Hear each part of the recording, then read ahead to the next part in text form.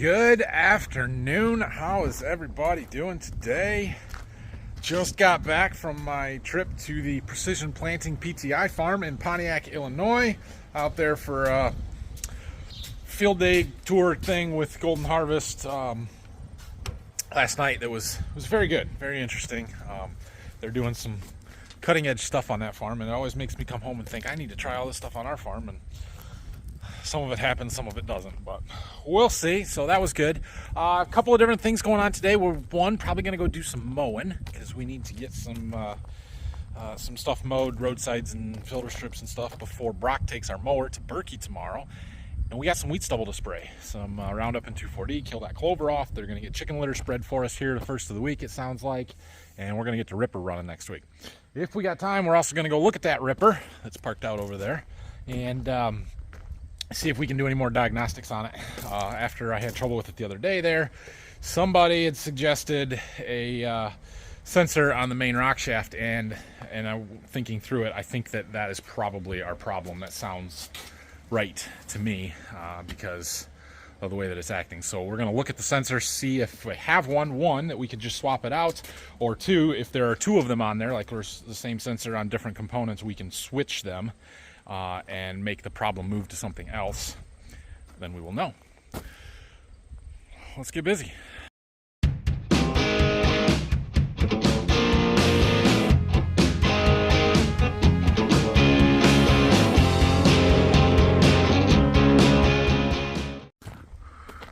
While I was gone yesterday, Dad and Phil removed the tanks from our tender trailer and the plumbing and most of the stuff, because we have some concrete culverts that Dad wants to haul to Berkey to put in a bridge down there, and we needed this trailer to do so, or at least he felt like we needed this trailer to do so, and so he wanted to get the tanks off of there. Just fine. Looks like our planks are in sort of rough shape. Nah, it's all right. Anyway, that's kind of his project. I'm not too worried about that one right now. First thing I think we're going to do is go do some mowing. Dad said he sharpened the blades on the mower, so that'll be kind of nice. Work better in the clover, I suppose. We don't have a ton to do. I just want to touch up some roadsides and a couple filter strips and stuff before we take it to Berkey, and it'll probably be there until after we're done with combining the beans, which will hopefully be in the next 2 weeks, but I don't know. I haven't been down there for a while. Plans to go down there tomorrow and take a look around and see what things look like.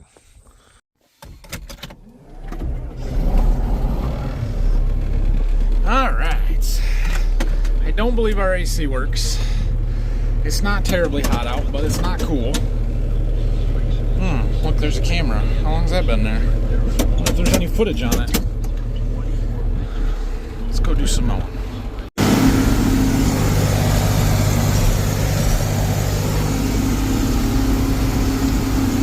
Mowing. Trying not to tip over.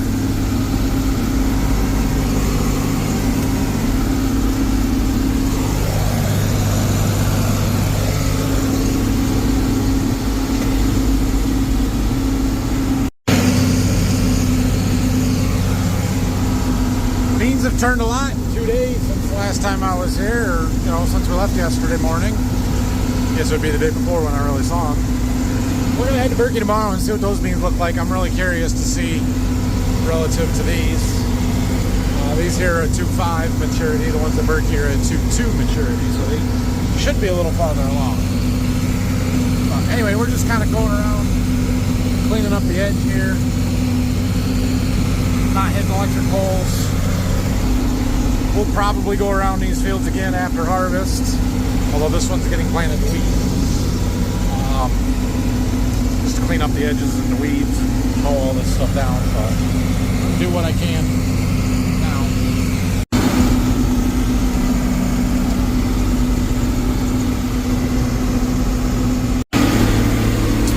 We've got a lane here that I like to keep mowed down. All the three of these fields are ours, the corn, and the beans here. And yeah, no reason not to mow this. Get it nice so that when when we harvest these beans, we usually park trucks on this lane and take them out to the road up there. It's a lot nicer when the weeds are mowed down. It's not too bad right now, but I was coming by, so I thought I'd hit it again. Alright, we've moved on to a different spot here. We're going to mow this roadside as best we can. The other day, Brock came over here and mowed over there. In fact, that may be the footage that's on that camera. But I did not specifically say to mow both sides of the road. So he didn't. So we'll get it. It's fine. Alright, we've gotten done what we needed to get done. Back to the farm, we got some spraying to do. Okay! We are going to load up the sprayer and go spray some clover and wheat stubble, volunteer wheats. We've got 78 acres to spray. I'll have to do some math on how much we need. Chemical-wise, we're using glyphosate and 2,4-D. The glyphosate will basically, would kill everything, although it's not always the best on clover. A slow kill, where the 2,4-D will speed that up drastically, but won't get the volunteer wheat or any of the grasses out there that the Roundup does a really good job on. So we're going to use them both, quart to the acre rate of both. I think, check the label, pretty sure that's right. And we're going to load her up and go. Dad has already been spraying this, so that's what's any little bit that's in the tank there. 20 gallons or so in the tank, that's what's in there. And this is the last field of wheat stubble that we have to spray, so it quite possibly is the last load to go through this sprayer this year, although last year we did spray some corn stalks really late to control the weeds for next year's soybean crop. But I don't know if we're going to do that again this year or not. If not, this is the last load for the year, and quite possibly, if we buy a Haggy, the last load through this sprayer for us. Although I don't know if that's going to happen or not.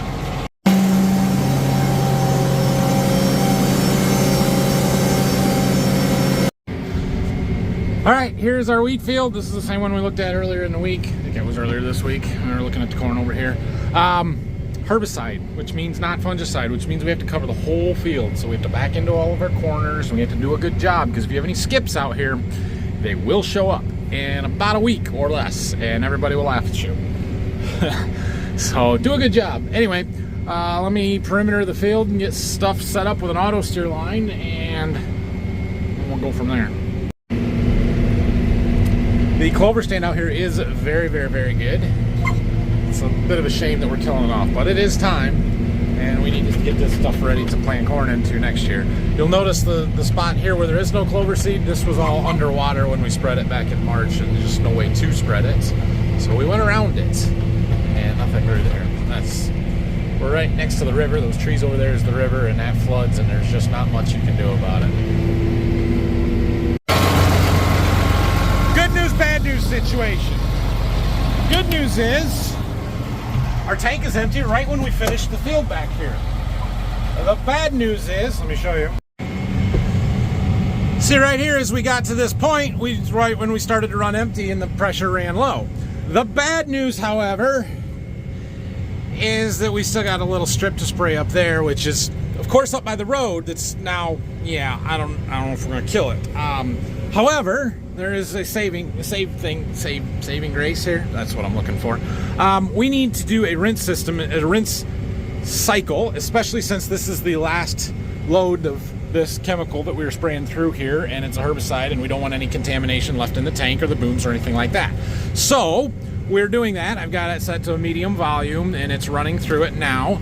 It is essentially rinsing all of the systems out, and right now you can see it's kind of spraying some inside the tank. It's running down the slate tube there. I would open this up, but there's water spraying everywhere. So these hoses here are all connected, and there's jets in there, and it's rinsing the inside of that tank down, collecting all that rinse water in the bottom of it, and then we will spray it out. It also rinsed out our adductor, which it has not sucked that in. We'll have to suck that into the tank there. Didn't do a great job of rinsing it, I guess. But we'll do that when we're done, when it's done here. But yeah, you can see we've got, I think the level's right there. This is all just foam, but there's a few gallons in there. It should be enough to cover that little bit that we've got done, and then we'll just continue to spray out whatever's left. Now the water that it is using to go through that hose and spray in those jets in there is from our fresh water, our clean water rinse tank. We have a separate reservoir on here. I don't know how many gallons it is, 70, 80 gallon tank or whatever. It never gets chemical put in it. You just put clean water and it uses it just for this rinse cycle. Okay, we are done spraying at least until middle of October. We'll get some corn stalks, maybe we can do some. So we should probably just put that in the barn, but I'm gonna leave it there just in case Dad decides he has something he wants to do yet. But we got it rinsed out. I actually ran 2 rinse cycles and sprayed it out, and went over that one pass that we had not sprayed twice to hopefully get the rate where we want it. And everything should be cleaned out fairly well. Good to go. If nothing else, we have to winterize it, make sure we get all the water out, put some RV antifreeze in it, that kind of stuff. So yeah. All right, I just was walking into the office there and I got a message from my wife, from my son really, that they want to see me because they haven't seen me since yesterday morning. So we're gonna go down. They just got home from school when I was going to spray. I told them, I said I'd be back in a little while. So I'm gonna run down there and see them real quick, and then we're gonna come back and look at that ripper, see if we can figure out what's going on with that sensor, or if that's our problem.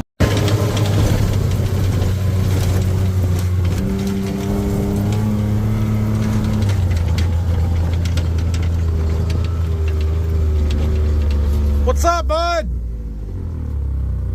Were you actually at the I just got off the sprayer when Mama sent me that Snapchat. How you been? Good. Well, I got a couple of helpers to come work on this disc ripper with me, and one very upset 1-year-old that I did not stay home and hold her. I'll be back in a little bit. It's okay. So let's see if we can go look at that and look at the sensors, see what they look like. Maybe there's some we can swap around.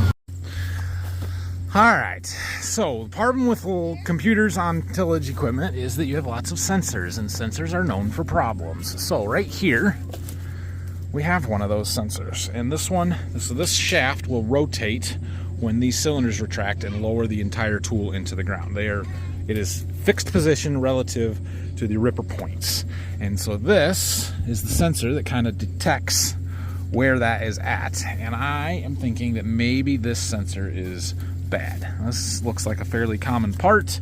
I'm gonna see if there is one, just a minute, bud, if there is one on the disc gang somewhere that we can swap, because that would at least tell me whether it's that sensor or not.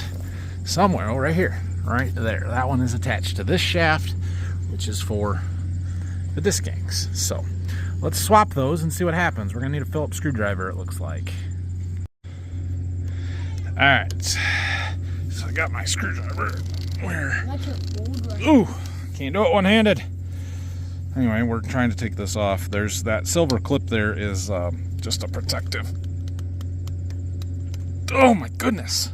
To keep it from getting unplugged. Hold on. Well, for some reason, the nut come off fine, but that bolt doesn't want to spin in there. It must be a bunch of dirt or whatever. And I about rounded it off. We got it though, so we're gonna switch it and put this one on. Why? Well, I'm testing to see if that sensor that I just took off is bad or not. And if I put this one on and then it works, we know that the sensor's What if that bad. one doesn't work in the other one? Then it's something different, and we got to figure it out.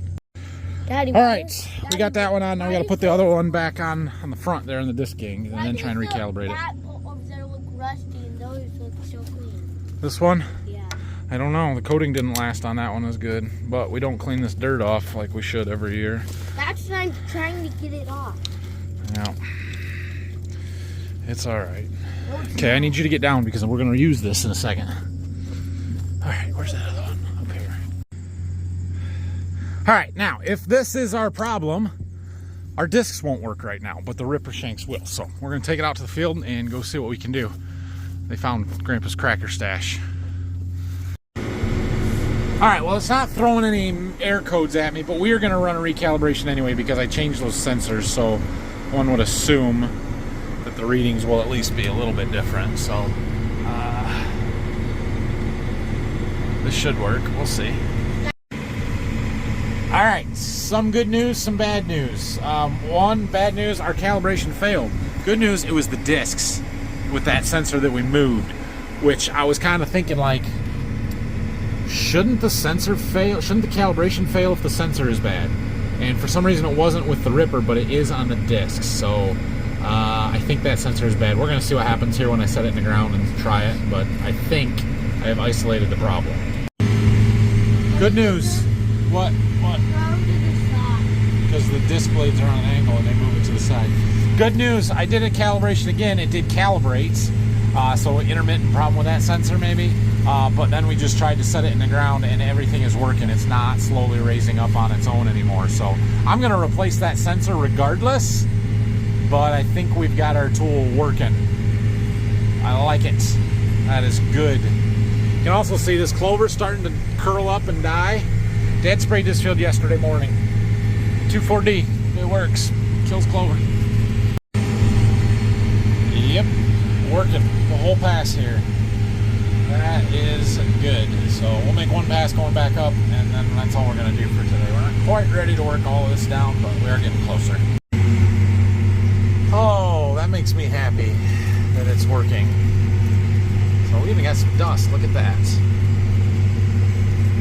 So eventually we'll go down and we'll actually go on top of these tile lines and kind of flatten them off, and then we'll work this field on a little bit of an angle. So the little 2 passes that we're doing here aren't going to really matter.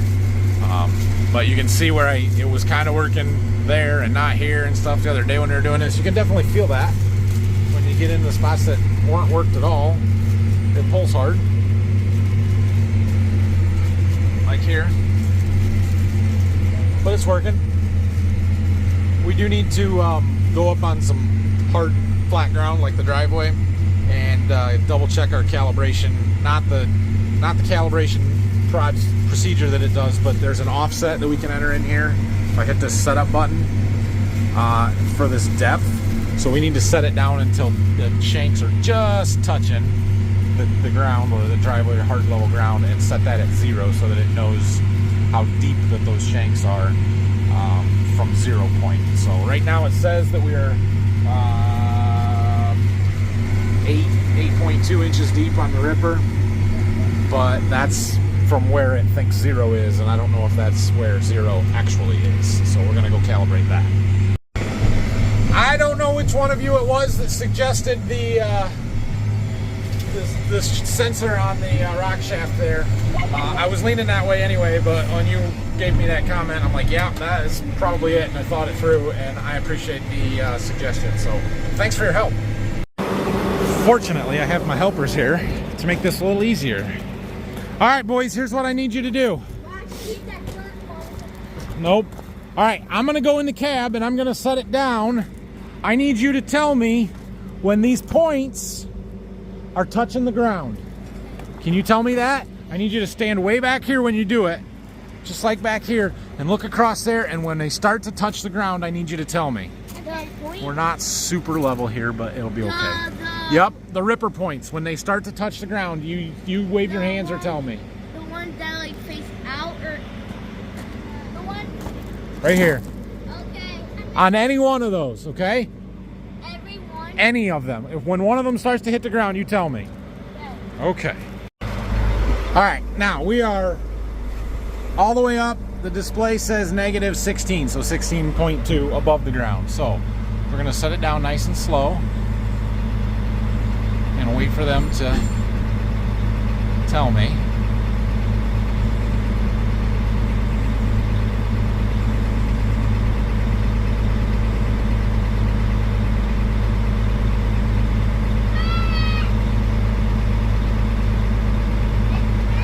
It's there, he says.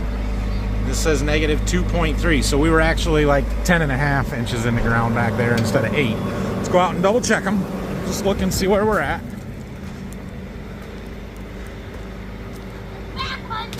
Okay.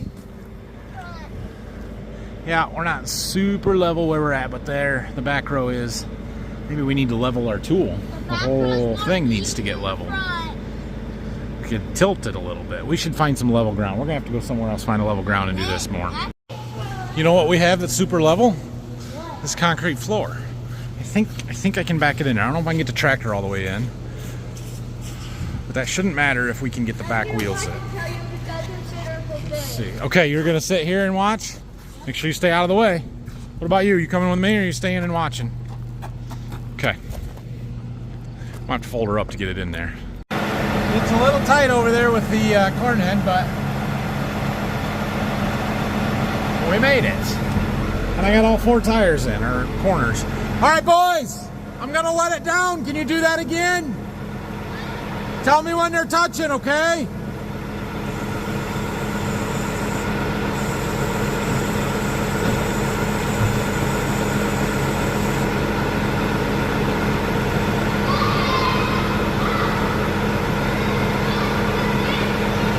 All right, let's go look.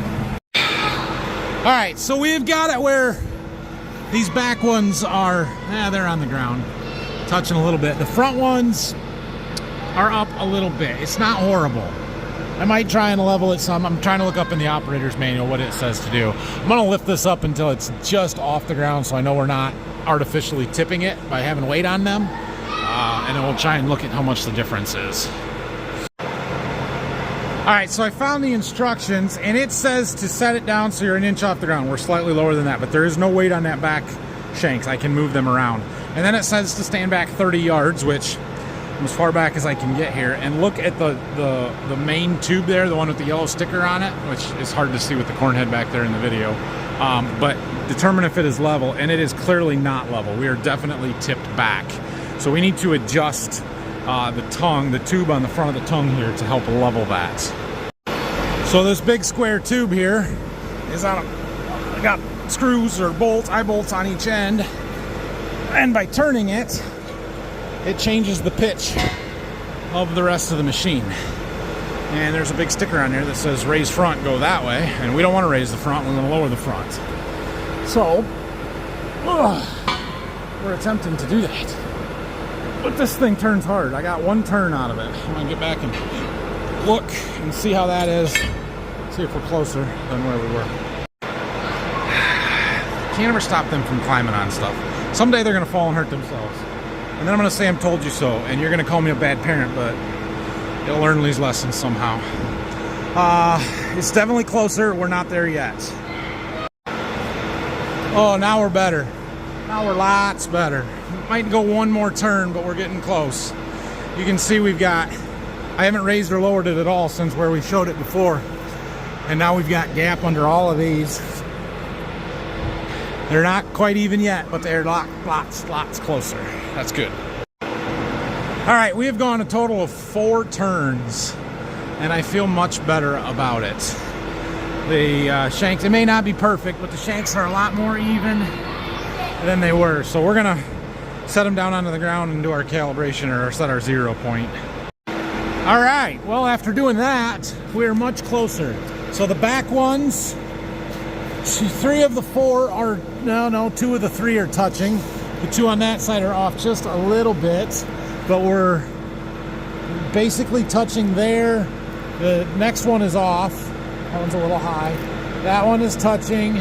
That one's up a little bit. The one on the other side is up a little bit. So it's not bad. It's pretty darn close. We got 1 touching in the front. We got 3 touching in the back. It could go just a fuzz.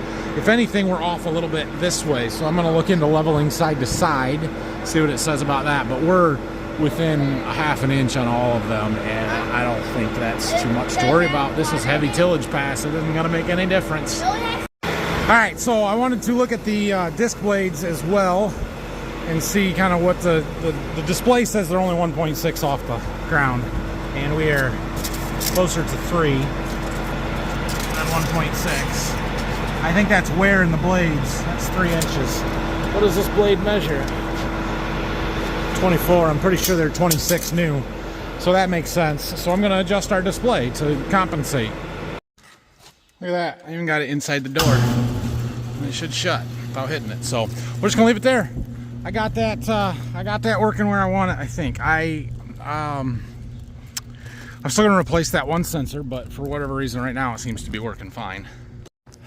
All right, I think that's gonna do it for today. I'll figure out where the boys went and and go home. So thanks for watching this one. Tomorrow, Brock's coming early. He's gonna take the mower to Berkey and start working on some wheat stubble. I'm gonna head down with the pickup and a concave for the combine, and we're gonna try and get that changed tomorrow. Maybe get that stuff out of the barn, see what else needs to be done to it, but it shouldn't take a lot. So that's the plan. Thanks for watching today. Hit that like and subscribe button. If you have any questions, comments, leave them down below. And we'll see you tomorrow, as usual.